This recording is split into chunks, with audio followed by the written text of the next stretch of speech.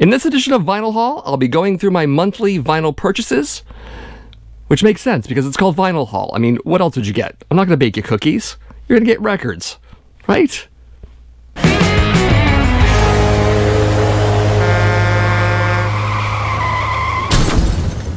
First up is the most recent EP from doom metal band My Dying Bride.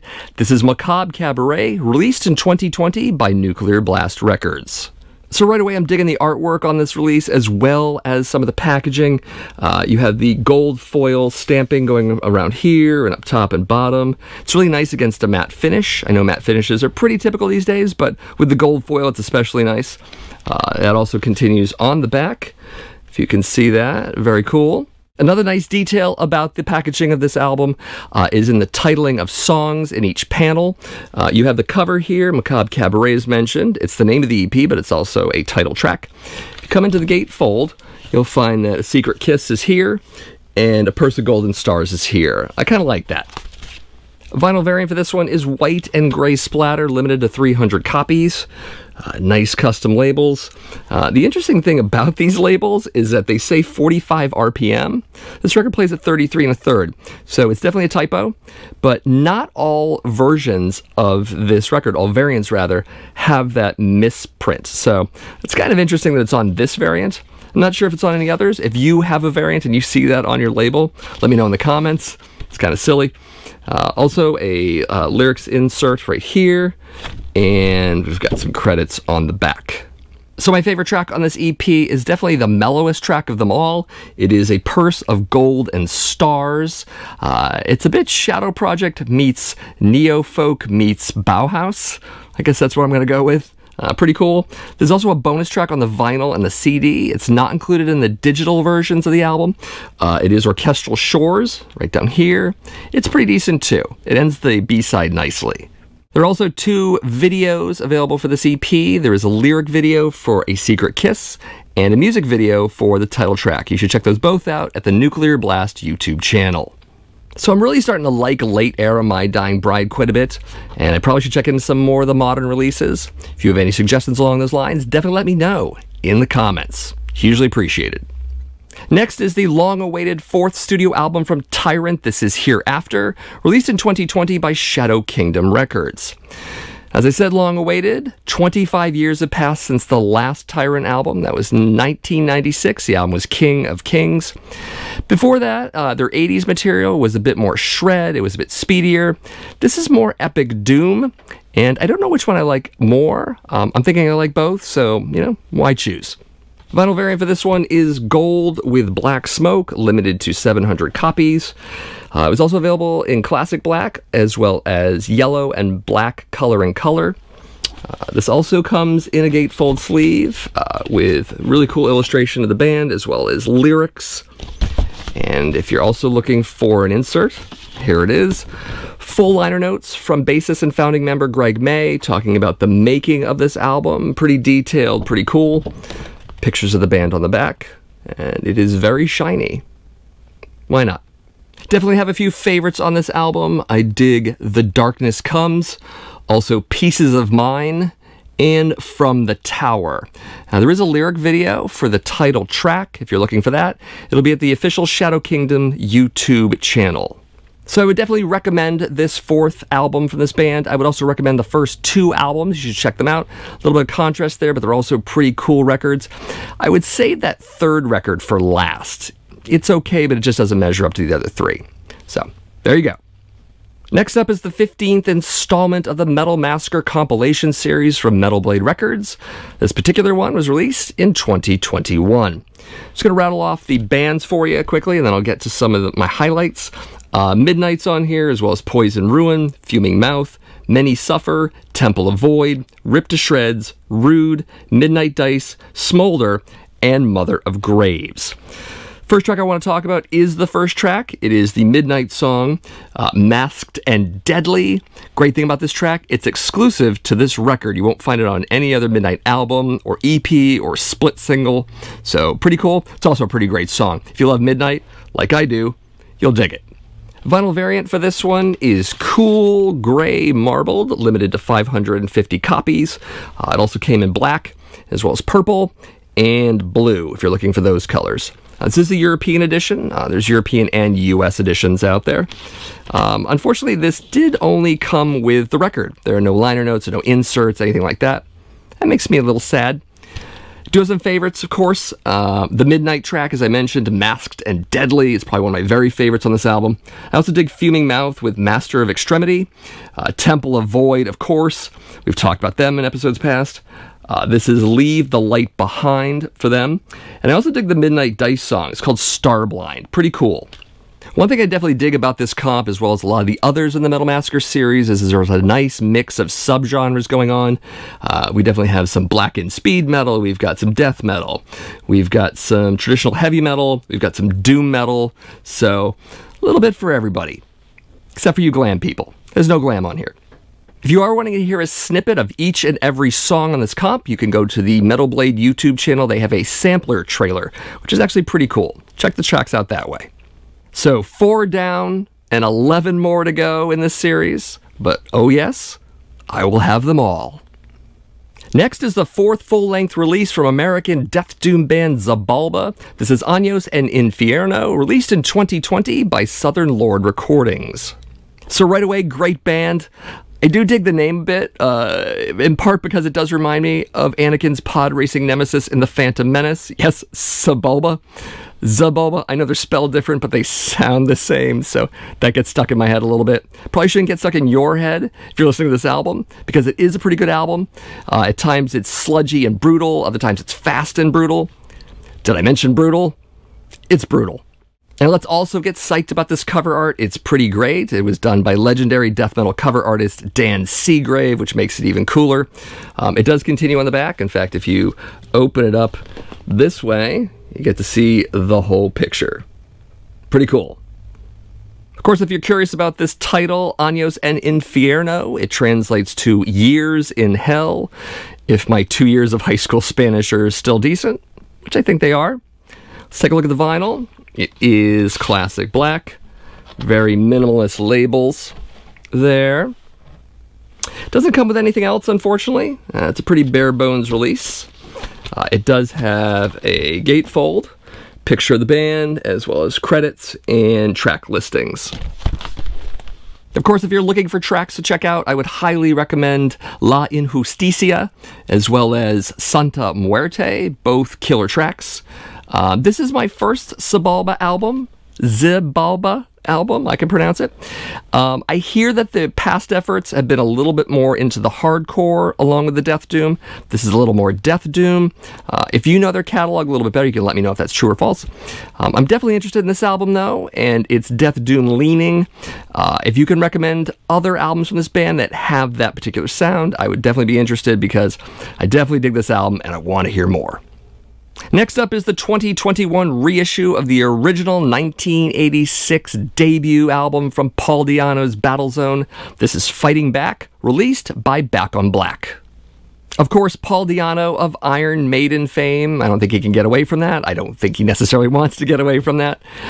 This is not Iron Maiden. It doesn't sound a thing like Iron Maiden, except for the fact that you hear Paul Di'Anno's very familiar vocals. We'll get to that in a little bit. I should mention the production on this record. It's a fairly low quality. I don't think that's the fault of the vinyl pressing. I think that's in the mix and the record of the original. I don't think it's unlistenable, but it's not high-end either, so come into it with low expectations on the production specifically. As for other members of Battlezone, one that caught my attention was the drummer. He is Bob Falk, listed here.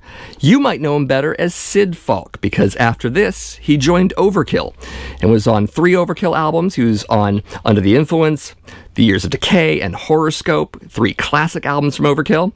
If you want to hear Bob, before that, he's right here in this album. He also writes a little bit of the album, too.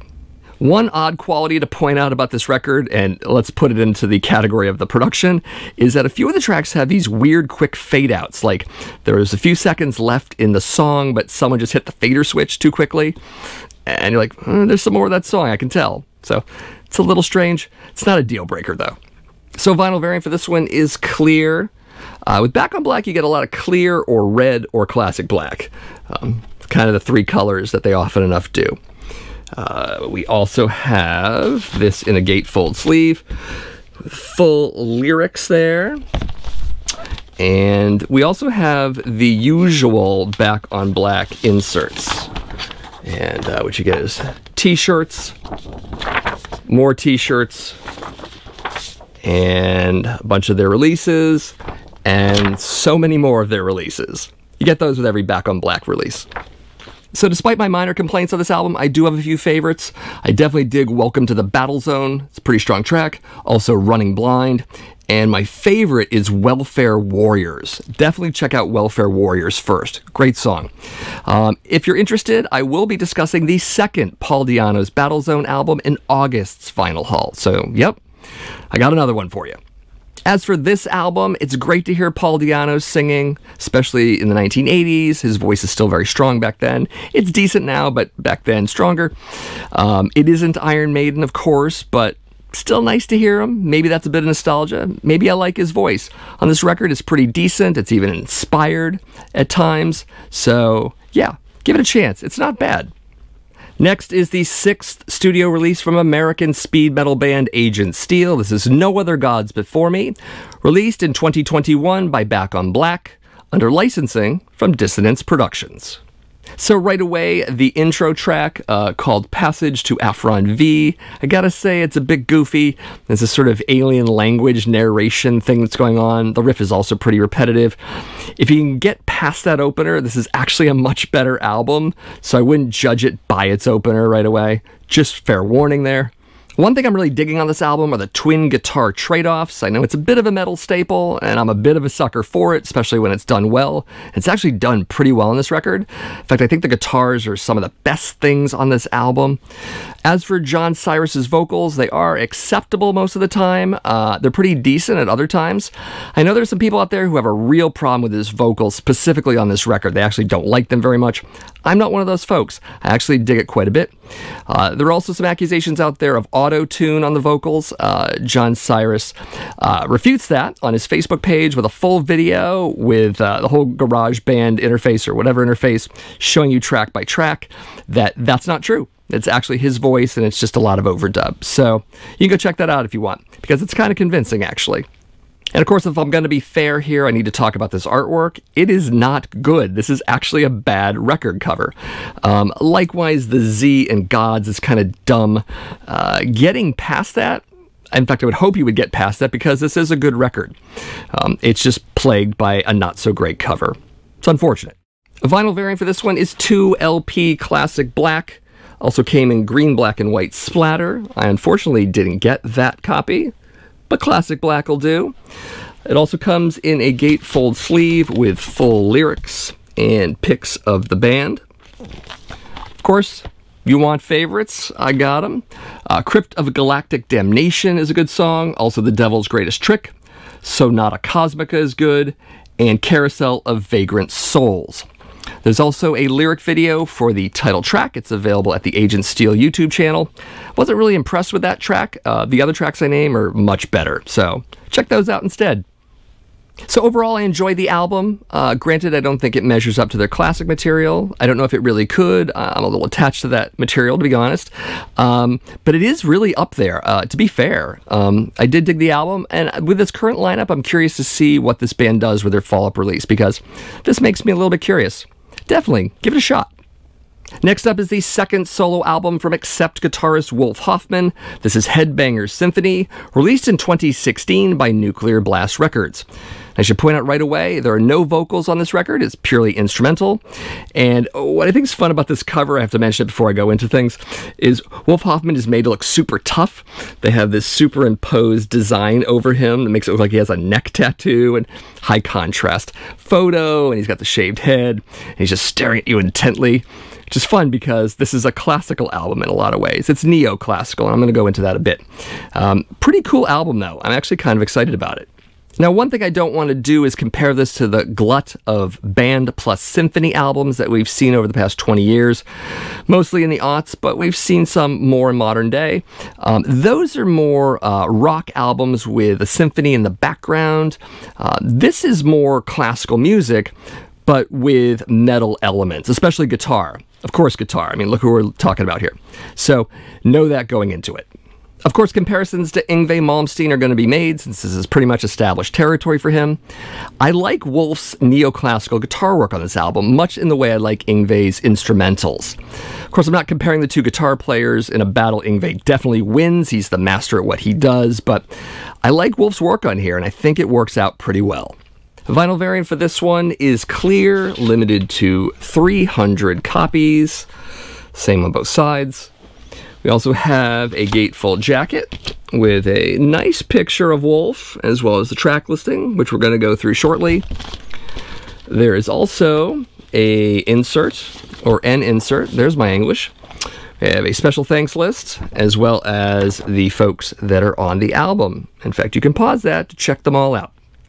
Of course, I have some favorites on here, two in particular. I love Scherzo from Symphony No. 9, obviously that's Beethoven.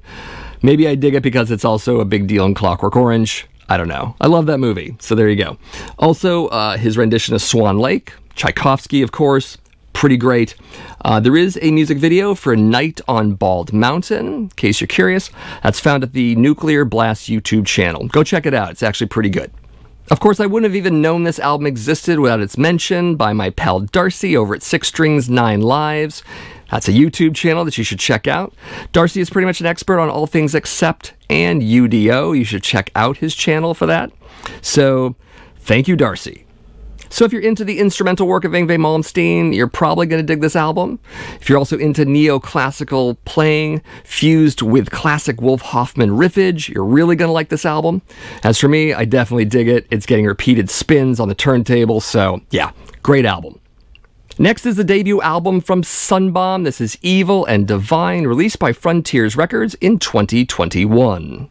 So in case you didn't know this already, this is a project done by two individuals, Michael Sweet from Striper and Tracy Guns from LA Guns, which is a rather curious combination of people.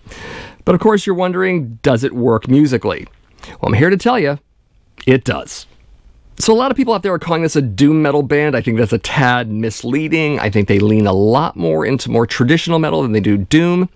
There are a couple doom tracks, or leaning on the doom end of things. There's Take Me Away, as well as World Gone Wrong. If you want to hear the doomier end of things, you can listen to that, but otherwise, this is more of a trad metal album. So vinyl variant for my copy is Classic Black. Also available in red, but I was too slow to get the US store's copy of red, and I didn't want to pay the European site's price for it, so I got a bit lazy. That's what happened. Anyways, we have a gatefold, picture Michael, picture Tracy, full lyrics and credits. And of course, track listing on the back.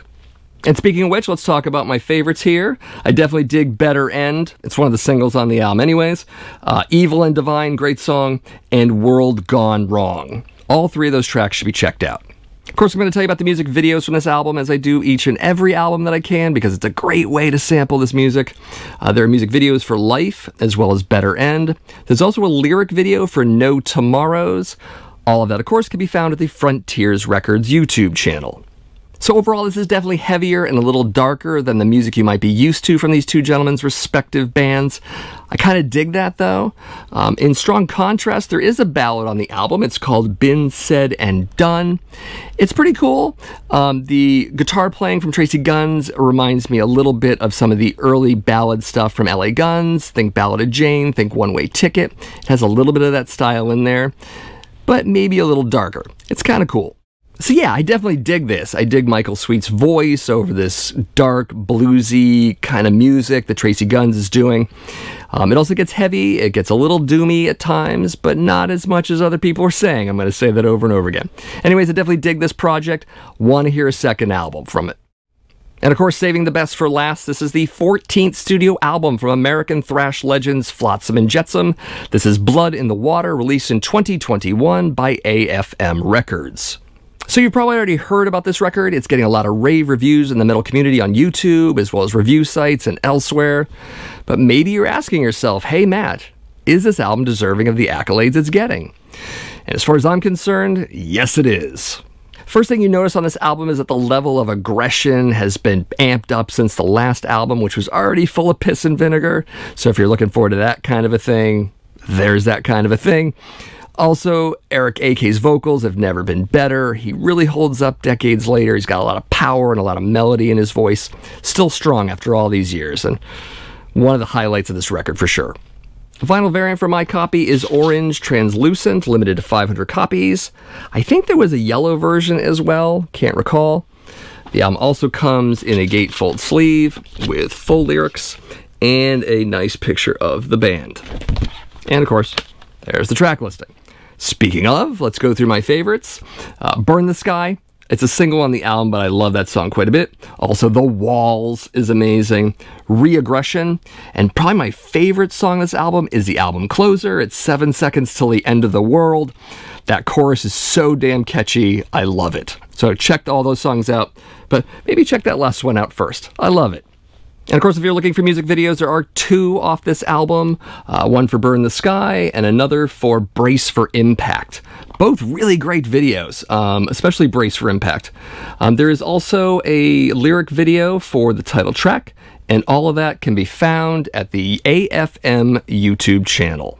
You know, it's kind of a tough call, but I'm really starting to think that this album tops their previous record, The End of Chaos, which I loved so much it made my top 10 of 2019 album list. In fact, I'm starting to suspect that this might make my top albums of 2021 list. We'll see at the end of the year, but yeah, pretty impressed with this. You should be listening to this already. It's great. And that's it for another episode of Vinyl Haul. Remember, let me know in the comments which ones you liked, which ones you didn't like.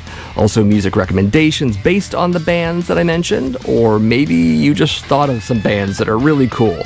Definitely let me know those in the comments below. So if this is your first time here at my channel and you're wondering what the hell I do, first of all, my name is Matt. How do you do? I run the Accusation Network. We do metal vinyl collecting videos every single week. It's crazy, but it's true. You should definitely check out the playlists, check out the videos at the playlists, because that's what's in the playlists, obviously.